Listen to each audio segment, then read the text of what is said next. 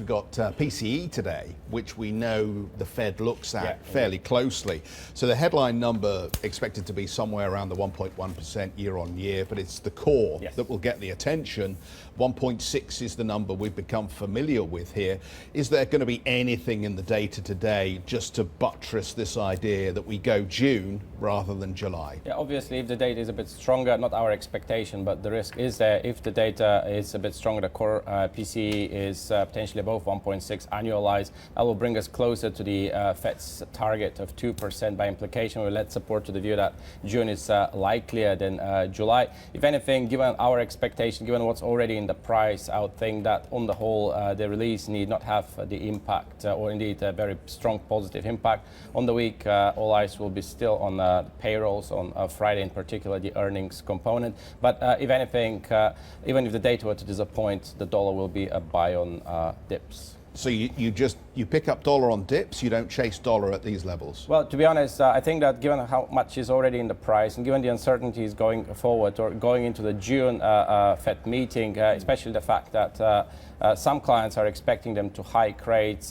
despite the fact that the meeting will be closely followed by the EU referendum. I think that some positives are already in the price. So I think that the market is getting a bit long the dollars. So unless we see better data today, I don't think that the dollar could extend its rally on the day. That said, even if we do not see any sustained recovery, the dollar remains a buy on dips going into the payrolls on Friday.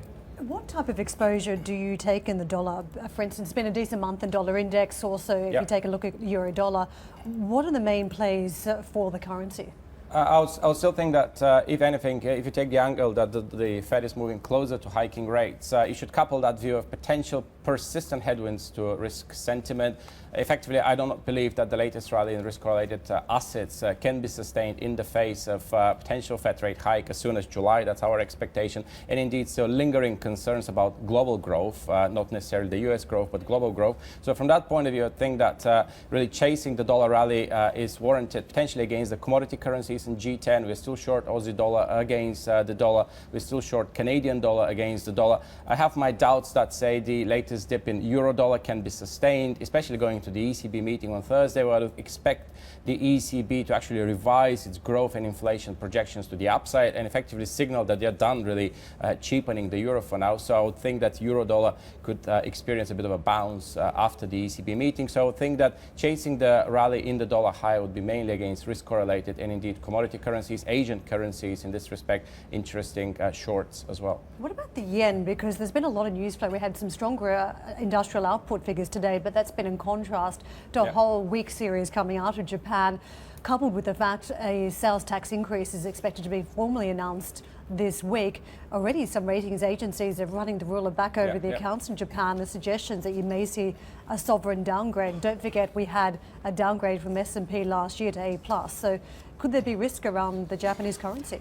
Well, to be honest, I think that if anything, the outlook need not be as bullish for dollar yen, especially if you have the view that overall, on the whole, the risk recovery or recovery in risk sentiment won't be sustained in the face of the coming Fed tightening.